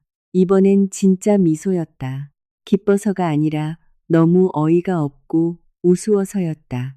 과거에 내 자신이 얼마나 한심했는지. 이런 싸구려 선물 하나에도 하루 종일 행복해 했으니까. 점심 무렵 민준이 캐리어를 끌고 나왔다. 그는 내게 다가와 나를 안았다.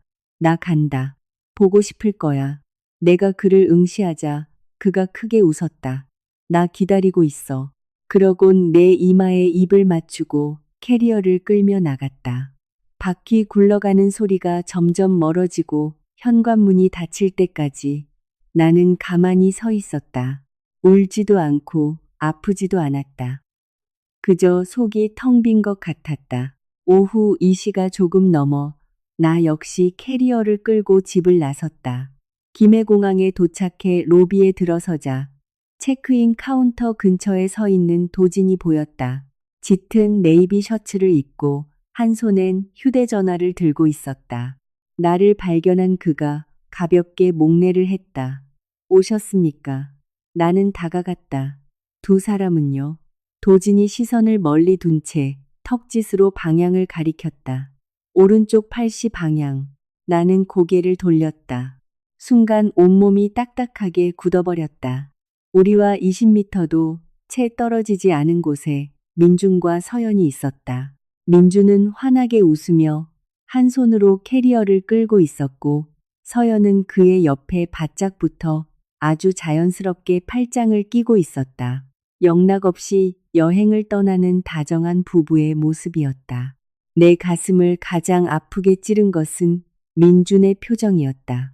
지난 수년간 그가 저토록 행복하게 웃는 모습은 단 한 번도 본 적이 없었다. 도진이 내 곁에서 작게 말했다. 침착하십시오. 하지만 나는 대답하지 못했다. 바로 그 순간 민준이 갑자기 고개를 돌려 정확히 우리가 있는 쪽을 바라보았기 때문이다. 심장이 목구멍 밖으로 튀어나올 것만 같았다. 두 다리에 납덩이를 단 것처럼 몸이 굳어버렸다. 거리가 그리 멀지 않았다. 고작 20m. 하지만 그때 내게 그 거리는 두 개의 삶을 가르는 경계선처럼 느껴졌다. 한쪽은 10년의 결혼 생활, 다른 한쪽은 처참한 배신. 나는 민준 쪽을 뚫어지게 바라보았고 민준 역시 미간을 살짝 찌푸린 채 이쪽을 재빠르게 훑어보았다. 나는 반사적으로 반 발짝 물러섰다. 그때 도진이 내 소매를 살짝 당기며 이쪽으로 오라며 작지만 단호한 목소리로 말했다. 나는 즉시 그를 따라갔다. 우리는 카페 옆에 커다란 기둥 뒤로 몸을 숨겼다. 내 심장 뛰는 소리가 주변 사람들에게 다 들릴 것만 같았다. 몇 초가 지난 뒤에야 나는 살며시 고개를 내밀어 확인했다. 민주는 여전히 그 자리에 서 있었다. 그는 주위를 두리번거리더니 이내 서연을 보며 웃었다. 우연이었을까? 우리를 보지 못한 걸까? 나는 거친 숨을 내몰아 쉬었다. 그제야 손바닥이 온통 식은땀으로 축축하다는 것을 깨달았다. 도진이 나를 쳐다보았다. 괜찮습니까? 나는 고개를 끄덕였지만 사실 전혀 괜찮지 않았다. 방금 전 그 짧은 몇 초 동안 5만 가지 상상이 머릿속을 휩쓸고 지나갔다. 민준이 나를 봤다면? 여기서 뭐 하냐고 따져 물었다면? 지금 당장 이 자리에서 모든 것이 폭로되었다면? 도진이 민준이 있던 방향을 보며 낮게 말했다. 더 이상 쳐다보지 마십시오. 지금부턴 무조건 냉정해져야 합니다. 나는 입술을 꽉 깨물고 고개를 끄덕였다. 20분 뒤 민준과 서연은 보안 검색대로 향했다. 멀리서 보니 서연이 민준의 팔짱을 아주 자연스럽게 끼고 있었다. 심지어 민준의 어깨에 머리를 기대며 까르르 웃기도 했다. 아주 오래전 일들이 떠올랐다. 옛날에는 나도 어딜 가든 저렇게 팔짱 끼는 걸 좋아했다. 한 번은 민준이 아내가 껌딱지라며 장난을 쳤고 나는 잃어버릴까봐 무섭다며 웃어 넘겼었다. 그때 민준은 내 머리를 쓰다듬으며 누가 널 데려가겠어 라고 했었다. 나는 조용히 눈을 감았다. 참 우스운 일이다. 그 말을 했던 남자가 지금은 다른 여자의 옆에 서 있으니까 우리 차례가 되어 수속을 밟았다. 비행기에 오를 때까지 나는 거의 한마디도 하지 않았다. 도진 역시 말이 없었다. 그는 그저 묵묵히 내 옆을 걸으며 물 한 병을 건네주거나 피곤하냐고 묻고는 이내 입을 다물었다. 도진은 참 배려심 깊은 사람이라는 걸 알 수 있었다. 억지로 위로하려 들지도 상처를 후벼 파는 질문을 던지지도 않았다. 비행기는 저녁 6시 반쯤 이륙했다. 나는 창가에 앉아 구름을 바라보았다. 예전에는 비행기 타는 걸 무척 좋아했다. 이륙할 때마다 설렜다. 하지만 그날은 아무런 감흥이 없었다. 오직 민준 생각뿐이었다. 지금쯤 뭐 하고 있을까? 웃고 있을까? 서연의 손을 잡고 있을까? 앞으로 보낼 이틀간의 달콤한 휴가를 상상하며 즐거워하고 있을까? 갑자기 가슴 한구석이 찌릿하게 아파왔다. 아직 사랑해서가 아니라 지난 세월이 너무나 허무해서였다. 밤 8시쯤 우리는 제주도에 도착했다. 공항을 나서자 거센 바닷바람이 훅 끼쳤다. 도진이 렌터카를 불렀다.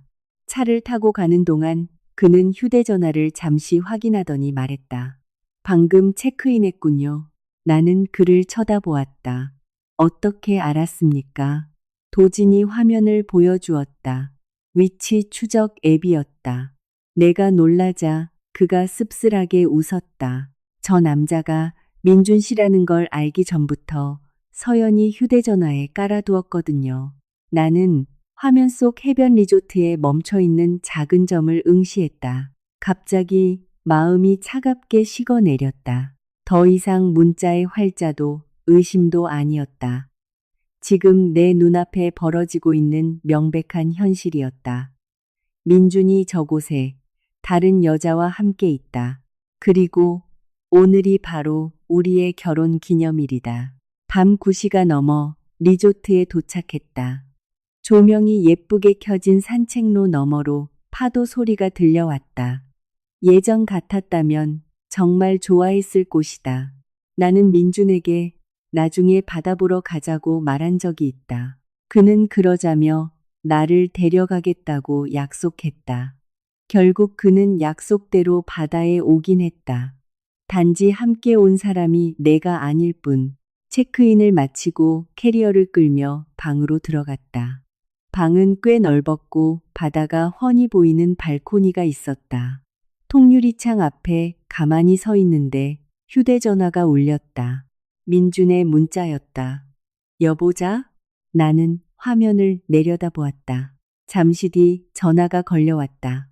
심호흡을 하고 전화를 받았다. 수화기 너머로 시끌벅적한 음악 소리와 사람들의 웅성거림이 들렸다. 민준의 목소리는 한껏 들떠 있었다. 여보, 나 방금 저녁 먹었어. 거래처 분들이 너무 열정적이시네. 나는 창밖의 어둠을 응시하며 물었다. 그렇게 재밌어? 민준이 웃었다. 그냥 뭐, 일이지. 아, 넌 뭐 하고 있어? 나는 휴대전화를 꽉 쥐었다. 대답하려던 찰나, 수화기 너머로 아주 가깝고 선명한 여자의 목소리가 들렸다. 여보, 빨리 들어와. 온몸이 얼어붙었다. 서연의 목소리였다. 몇 초간 정적이 흐르더니 민준이 다급하게 말했다. 거래처분이 부르시네. 나 끊을게. 뚜, 뚜, 뚜. 전화가 끊겼다. 나는 그 자리에 굳어버렸다. 귓가에는 방금 들린 여자의 목소리가 계속 맴돌았다. 여보, 빨리 들어와. 참 우스운 일이다. 한쪽에는 아내가 전화를 받고 있고 다른 쪽에는 내연녀가 있는데 저 남자는 눈 하나 깜짝하지 않고 거짓말을 내뱉는다. 때마침 도진이 방문을 두드리고 들어왔다. 내 표정을 본 그는 미간을 찌푸렸다.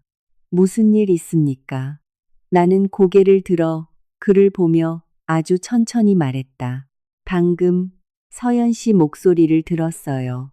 도진은 몇 초간 굳어버렸고 나는 그의 눈을 똑바로 쳐다보았다. 그때 내 머릿속엔 오직 한 가지 생각뿐이었다. 나는 말했다. 더 이상 기다리고 싶지 않아요. 도진은 문가에 서서 나를 아주 오랫동안 바라보았다.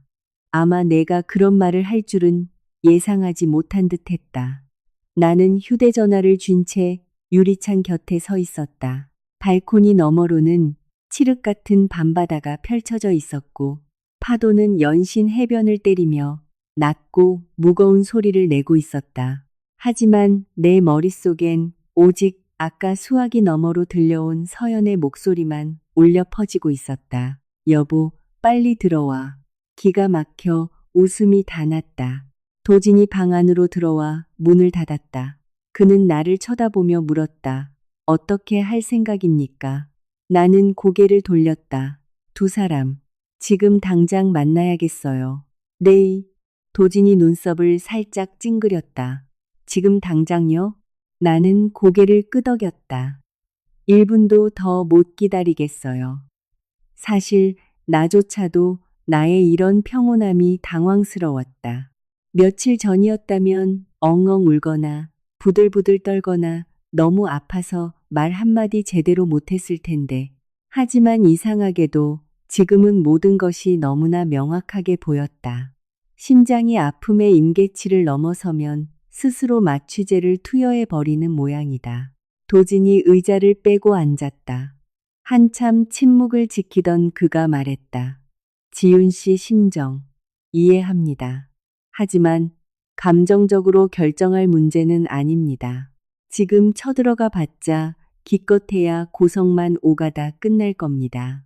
최악의 경우엔 저쪽에서 오히려 피해자 코스프레를 할 거고요. 나는 그를 바라보았다. 도진이 말을 이었다. 바람 피우는 인간들의 레퍼토리는 똑같습니다. 늘 그럴싸한 핑계를 대죠. 외로워서 그랬다. 관심받지 못해서 그랬다. 마음이 식었다. 상대방이 나를 이해해주지 않았다. 결국 가장 큰 상처를 받는 건 그 변명을 듣고 있는 사람입니다. 나는 고개를 숙였다. 도진의 말은 구구절절 옳은 소리였다. 민중과 서연이 나눈 메시지들이 떠올랐다. 그들은 늘 영혼의 교감이나 진정한 사랑 따위를 운운했다. 너무 늦게 만났을 뿐 서로가 없으면 단 하루도 살 수 없다고 짓거렸다. 정말 헛소리다. 그렇게 죽고 못 살 정도로 사랑한다면 왜 진작 이혼하지 않았는가? 왜 비겁하게 뒤에서 남을 기만하고 배신하는가? 왜 다른 사람의 믿음을 산산조각 낸 그 쓰레기 더미 위에서 자신들의 행복을 세우려 드는가? 나는 침대 가장자리에 앉아 불쑥 물었다. 도진 씨, 그가 나를 보았다. 만약 오늘 그들을 만난다면 뭐라고 하실 겁니까? 그는 한참 동안 대답이 없었다. 대답하지 않을 작정인가 보다 싶을 때쯤 그가 희미하게 웃었다. 아주 서글픈 미소였다. 나도 민준 씨를 패버릴까? 서연이 뺨을 후려칠까? 도대체 왜 그랬냐고 따져 물을까? 수백 번 고민했습니다. 그는 자신의 손을 내려다 보았다. 하지만 요 며칠 사이 깨달았죠. 사실 물어볼 필요조차 없다는 걸요. 그들이 배신을 선택한 순간 이미 대답은 나온 거니까요. 나는 눈앞의 남자를 쳐다보았다. 그러고 보니 도진은 만난 이후 지금까지 단 한 번도 서연을 탓하거나 원망하는 말을 내뱉은 적이 없었다. 욕설도 저주도 구차한 하소연도 없이 그저 덤덤하게 현실을 받아들이고 있었다. 나는 조용히 물었다. 아프지 않으세요? 도진이 소리내어 웃더니 창밖 바다를 향해 고개를 돌렸다. 아프죠. 우리 둘 다 미치도록 아프잖아요. 저도 사람인데 지난 보름 동안 단 하루도 눈을 붙이지 못했습니다. 서연이 회사 밑에 차를 대놓고 누구랑 튀어나오나 보려고 3시간씩 잠복한 적도 있습니다. 하루에도 수십 번씩 전화기를 들었다 놨다. 당장 전화해서 따지고 싶었지만 끝내 용기를 내지 못했죠. 그는 잠시 말을 멈췄다. 두려웠거든요. 나는 멍해졌다. 도진이 작게 웃었다. 이 모든 게 사실로 밝혀지면 내 세상이 무너질까 봐요. 그 말을 듣는데 웬일인지 눈시울이 붉어졌다. 나만 그런 게 아니었구나. 눈앞에 이 남자 역시 썩어 문드러진 결혼 생활을 어떻게든 붙잡으려 발버둥 쳤고 아직 최악은 아닐 거라고 스스로를 기만하며 버티고 있었던 것이다. 그때 도진의 휴대전화 화면이 켜졌다. 화면을 보던 그의 미간이 좁아졌다. 왜요?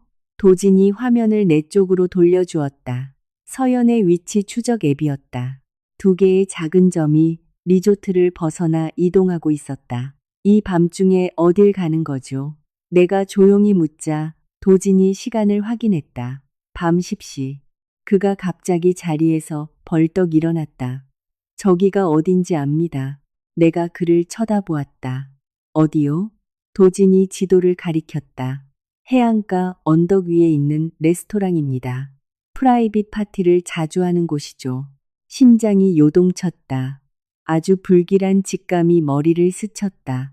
그 목걸이, 오늘 날짜, 2사람이 나눴던 대화. 나는 도진을 보았고 도진도 나를 보았다. 몇 초의 정적 후 2사람은 거의 동시에 같은 단어를 내뱉었다. 프로포즈. 온몸이 얼음장처럼 차가워졌다. 벌떡 일어섰다. 만약 정말 프로포즈라면 민준이 우리의 결혼 10주년 기념일에 내연녀에게 프로포즈를 할 작정이라면 나는 내가 무슨 짓을 저지를지 알 수 없었다. 도진이 말없이 차키를 집어들었다. 갑시다. 내가 그를 보았다. 어디로요? 도진이 문을 열며 처음으로 소름 끼치도록 차가운 눈빛을 보였다. 우리 인생을 박살 내놓고 그 위에서 얼마나 행복하게 사랑 노름을 하고 있는지 구경하러 가야죠. 밖에서는 여전히 파도 소리가 울려 퍼지고 있었다. 하지만 내 마음속에서는 지난 며칠 동안 꾹꾹 눌러 담았던 진짜 분노가 마침내 고개를 쳐들고 있었다. 리조트에서 언덕 위의 레스토랑까지는 차로 10분 정도 걸렸다. 가는 내내 차 안에는 숨 막히는 정적만이 감돌았다. 나는 창밖으로 스쳐 지나가는 야자수들을 바라보며 손가락 관절이 하얗게 질릴 정도로 2손을 꽉 맞잡고 있었다. 도진은 묵묵히 운전만 했다. 그의 표정은 속을 알 수 없을 정도로 평온했지만 나는 알 수 있었다. 그것은 진짜 평온함이 아니라 무너지지 않기 위해 필사적으로 버티고 있는 모습이라는 것을. 차가 언덕 아래 멈춰 섰다. 레스토랑은 높은 곳에 위치해 통유리 너머로 바다가 한눈에 내려다 보이는 구조였고 은은한 조명이 새어나와 한 폭의 영화 세트장 같았다. 예전 같았다면 이런 분위기를 참 좋아했을 것이다. 언젠가 민준에게 밤바다가 보이는 예쁜 곳에 가고 싶다고 한 적이 있다. 그때 그는 웃으며 그래, 나중에 꼭 데려갈게라고 했었다. 약속은 지켰네. 오늘 내가 초대받지 못했을 뿐. 도진이 레스토랑 쪽을 올려다보며 작게 말했다. 내리시죠. 바닷바람이 거세게 불어와 머리카락이 사방으로 날렸다. 우리는 돌계단을 걸어 올라가 입구에 다다랐다. 문에 손을 대려던 찰나 도진이 나를 멈춰 세우고 유리창 너머를 가리켰다. 심장이 덜컥 내려앉았다. 민준이 그곳에 있었다. 맞은편엔 서연이 앉아 있었다. 테이블 위에는 촛불, 꽃다발, 와인, 그리고 작은 케이크까지 완벽하게 세팅되어 있었다. 나는 넋을 잃고 그 장면을 바라보았다. 결혼 생활 10년 동안 단 한 번도 받아본 적 없는 이벤트였다. 그가 로맨틱하지 않은 사람이어서가 아니었다. 단지 그 로맨스를 쏟아부을 대상이 내가 아니었을 뿐이다. 서연은 아주 환하게 웃고 있었다. 몸에 딱 붙는 하얀 원피스에 웨이브 진 머리가 퍽 잘 어울렸다. 민주는 지난 10년간 내가 단 한 번도 본 적 없는 눈빛으로 그녀를 응시하고 있었다. 사랑에 푹 빠진 남자의 눈빛, 심장이 찢어질 듯 아팠다. 질투심 때문이 아니라 내 젊음과 10년의 세월을 저런 쓰레기 같은 놈에게 바쳤다는 사실이 너무나 원통해서였다. 바로 그때 직원이 작은 상자 하나를 들고 나왔다. 붉은색 벨벳 상자. 한눈에 알아볼 수 있었다. 내가 남편 서랍에서 보았던 바로 그 다이아몬드 목걸이였다. 민준이 자리에서 일어나 미소를 지으며 천천히 상자를 열었다. 그가 무슨 말을 하는지 들리진 않았지만 입 모양만으로도 충분히 알 수 있었다. 사랑해. 한 글자 한 글자가 내 심장을 도려내는 것 같았다. 서연은 감격한 듯 입을 틀어막고 눈시울을 붉히며 연신 고개를 끄덕였다. 민준이 다가가 그녀의 목에 목걸이를 걸어주고 꼭 끌어안았다. 시야가 흐려졌다. 고통스러워서가 아니라 더 이상 그 더러운 꼴을 보고 싶지 않아서 고개를 돌렸다. 그때 도진이 아주 조용히 나를 불렀다. 지훈 씨. 내가 쳐다보자 그는 아주 차분한 눈빛으로 말했다. 마지막으로 묻겠습니다. 지금 문을 열고 들어가면 그걸로 끝입니다. 돌이킬 수 없어요. 나는 그를 한 번, 그리고 창 너머의 두 사람을 한 번 번갈아 보았다. 민주는 웃고 있었고 서연은 그의 어깨에 머리를 기대고 있었다. 로맨틱한 사랑 이야기의 완벽한 남녀 주인공. 아쉽게도 이 이야기는 다른 사람의 피눈물로 쓰인 불륜극에 불과했다. 나는 숨을 깊게 들이쉬고 고개를 끄덕였다. 들어갑시다. 도지는 몇 초간 나를 쳐다보더니 문을 밀고 들어갔다. 맑은 종소리가 작게 울려 퍼졌다. 민준이 먼저 고개를 돌렸다. 그의 얼굴에 번져있던 미소가 순식간에 딱딱하게 굳었다. 쨍그랑. 그가 들고 있던 와인잔이 바닥에 떨어져 산산조각 나며 고요한 레스토랑 안에 요란한 파열음을 냈다. 근처 테이블의 손님들이 일제히 이쪽을 쳐다보았다. 민주는 핏기가 싹 가신 얼굴로 꼼짝도 하지 못했다. 지윤아. 그의 품에 안겨있던 서연도 고개를 들었다가 사색이 되어 입술을 부들부들 떨었다. 여보. 아무도 입을 열지 않았다. 네 사람은 그저 서로를 노려볼 뿐이었다. 불과 몇 초 전까지만 해도 다른 여자에게 사랑을 속삭이던 남자가 지금은 귀신이라도 본 것처럼 나를 쳐다보고 있었다. 한참의 침묵 끝에 민준이 더듬거리며 입을 뗐다. 네가 여기 어떻게? 나는 그를 보며 아주 오랜만에 환하게 웃어주었다. 왜? 당신도 제주도에 있는데 나라고 못 올 이유가 있나? 서연이 자리에서 벌떡 일어나 도진을 불렀다. 여보, 내 말 좀. 도진이 손을 들어 그녀의 말을 잘랐다. 입 다물어. 단 세 글자였지만 서연은 즉각 입을 다물었다. 공간에 소름 끼치는 정적이 내려앉았다. 나는 테이블 위에 케이크와 꽃다발을 쓱 훑어본 뒤 천천히 카드를 집어들어 낭독했다. 내가 가장 사랑하는 여자에게. 나는 소리 내어 웃었다.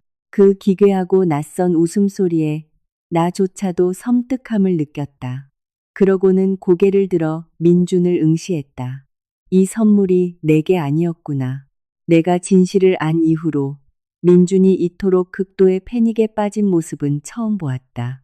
늘 자신만만하고 모든 상황을 통제할 수 있다고 믿던 그 남자의 여유 따위는 온데간데 없었다. 오직 공포와 경악만이 남은 창백한 얼굴.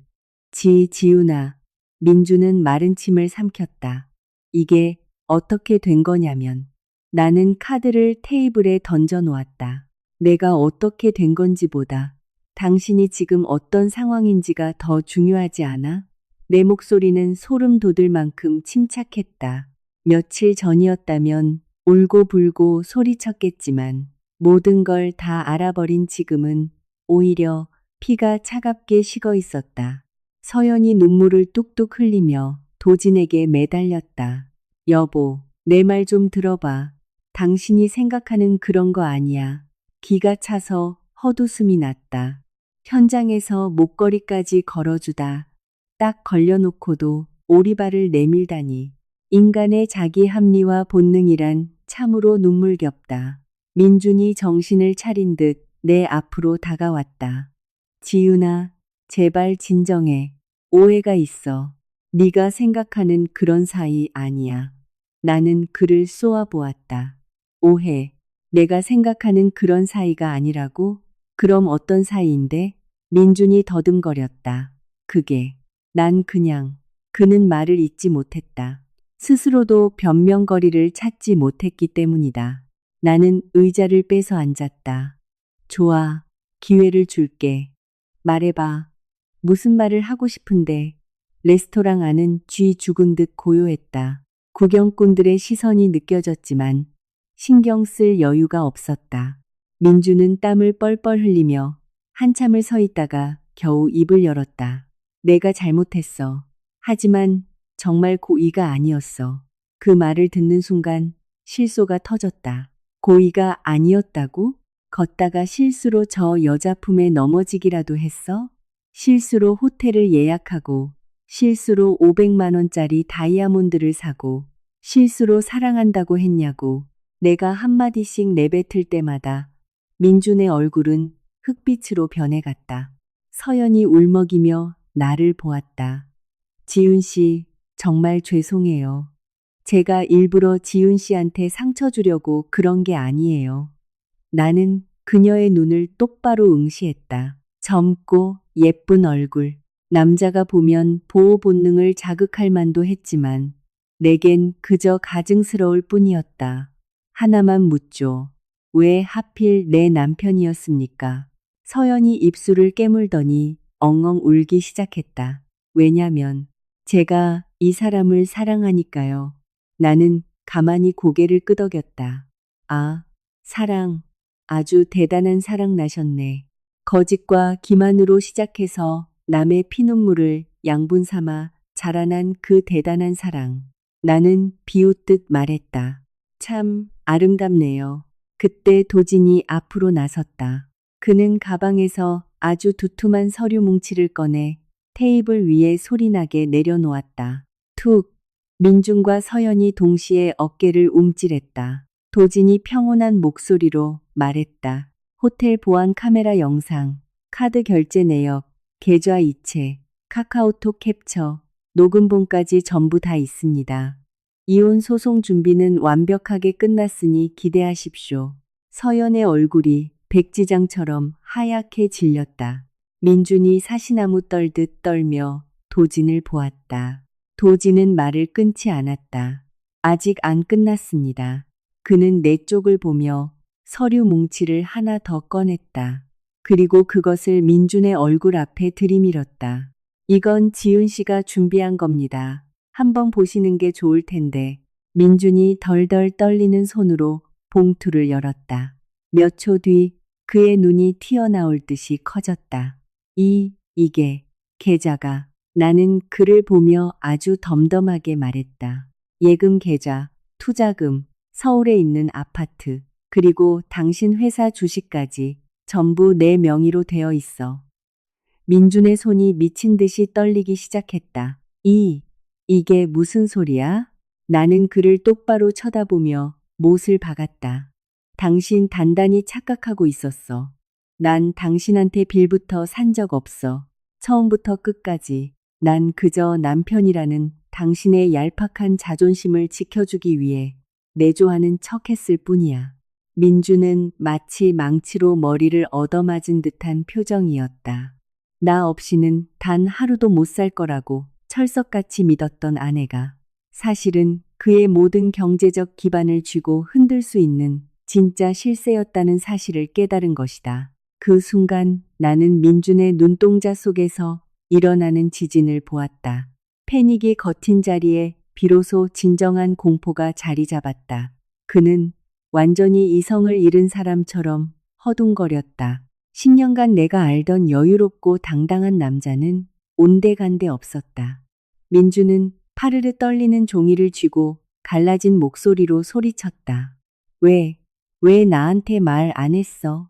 내가 뭘 말했어야 했는데.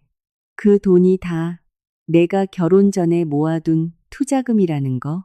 서울 아파트는 우리 부모님이 물려주신 거라는 거? 회사 지분도 내 비상금으로 샀다는 거? 나는 입꼬리를 비틀어 웃었다. 부부 사이엔 당연히 믿음이 있어야 한다고 생각했으니까. 돈 문제를 너무 철저히 따지는 건 부부답지 않다고 믿었으니까. 가족이라면 함께 노력하며 사는 거라고 굳게 믿었으니까. 하지만 내가 틀렸어. 나는 민준을 차갑게 노려보았다.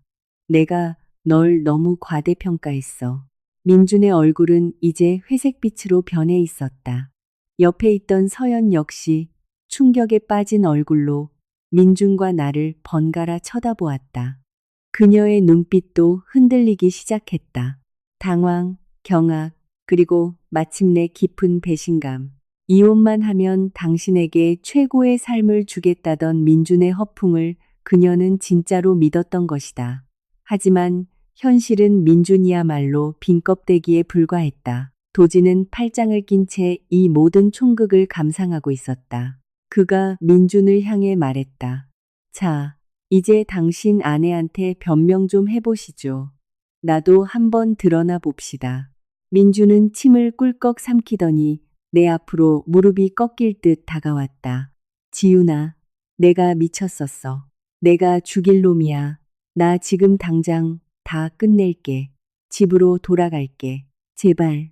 사람의 입에서 나오는 말이 이토록 싸구려처럼 느껴진 적은 내 평생 처음이었다. 방금 전까지 내 연녀를 끌어안고 다이아몬드 목걸이를 걸어주며 사랑을 맹세하던 입으로 이제 와서 돌아가겠다고?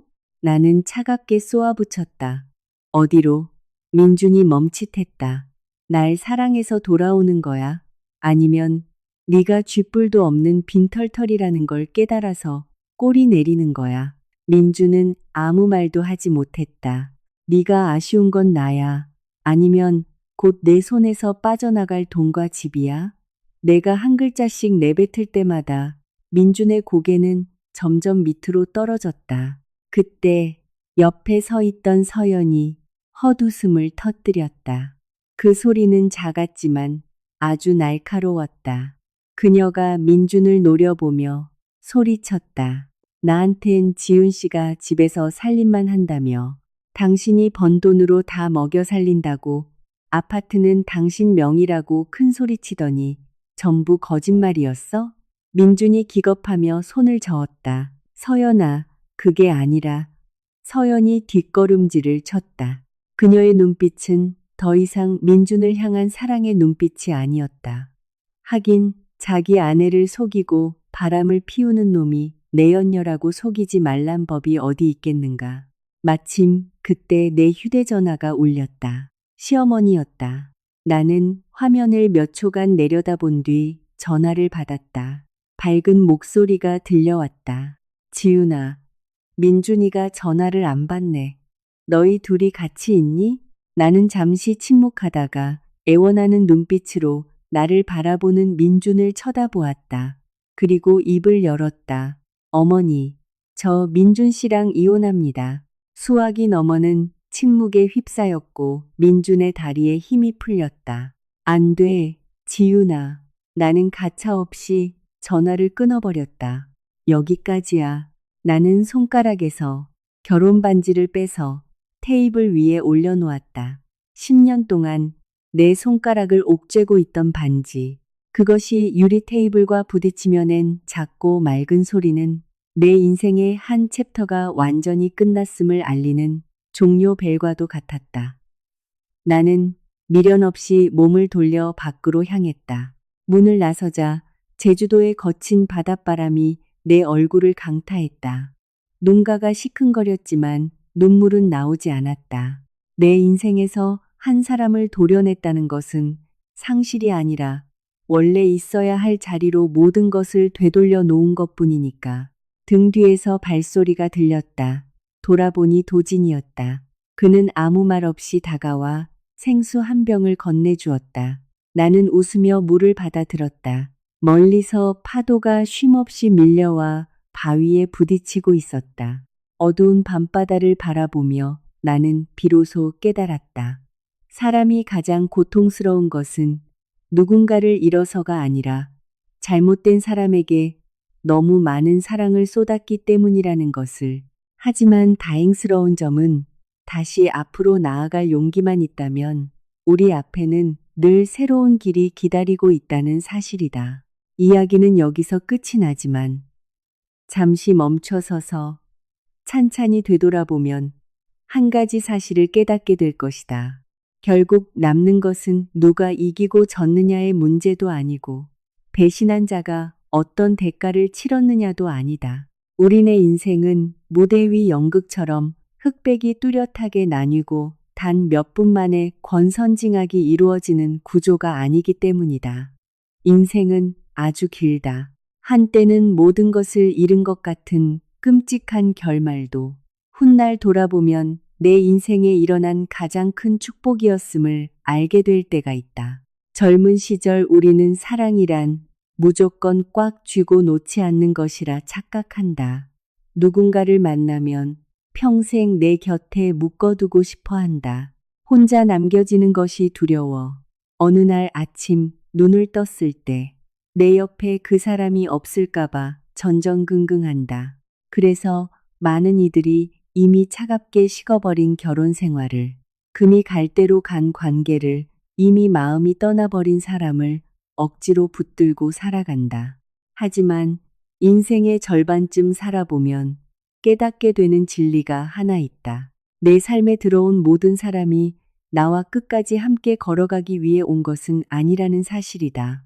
어떤 이는 사랑하는 법을 가르쳐 주러, 어떤 이는 믿음을 가르쳐 주러, 그리고 또 어떤 이는 내려놓는 법을 가르쳐 주러 온다. 살다 보면 사람을 가장 아프게 하는 것은 타인이 준 상처가 아니라 이미 내 것이 아닌 것을 억지로 끌어안고 있는 나 자신일 때가 많다. 손에 쥔 모래처럼 강하게 꽉 댄수록 모래는 손가락 사이로 더 빨리 빠져나갈 뿐이다.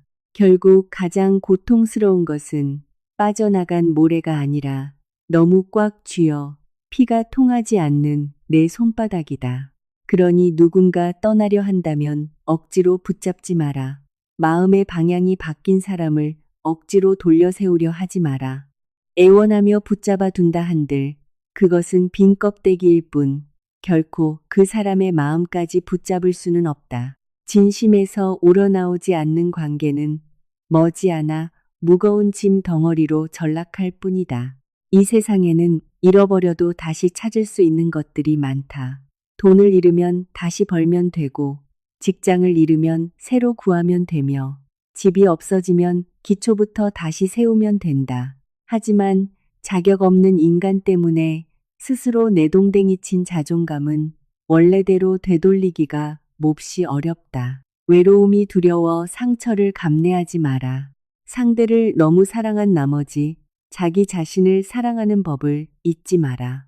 이 세상에서 당신과 가장 오래 마지막까지 함께할 사람은 남편도 아내도 자식도 아닌 바로 자기 자신이다. 매일 아침 눈을 떠 거울을 볼 때 스스로가 귀하고 소중하게 느껴지는 삶을 살아야 한다. 매일 밤 잠자리에 들 때 내 마음에 한 점 부끄러움이 없는 삶을 살아야 한다. 그리고 언젠가는 또 다른 사실을 깨닫게 될 것이다. 인생에서 가장 귀중한 것은 결코 돈이 아니라는 것을. 돈으로 좋은 집은 살 수 있어도 그 집안을 채우는 웃음소리는 살 수 없다. 돈으로 최고급 침대는 살 수 있어도 평온한 단잠은 살 수 없다. 돈으로 세상의 많은 것을 살 수 있다 한들 내가 가장 약하고 무너져 내릴 때 나를 진심으로 아끼고 안아줄 사람은 결코 돈으로 살 수 없다. 누군가는 평생 돈과 명예, 이기고 지는 것에만 목을 매며 아등바등 살아간다. 하지만 폭풍우가 지나간 자리에 홀로 섰을 때 나를 다시 일으켜 세우는 것은 결국 내가 나 자신을 얼마나 단단하게 사랑하고 있느냐 하는 그 한 가지뿐이다.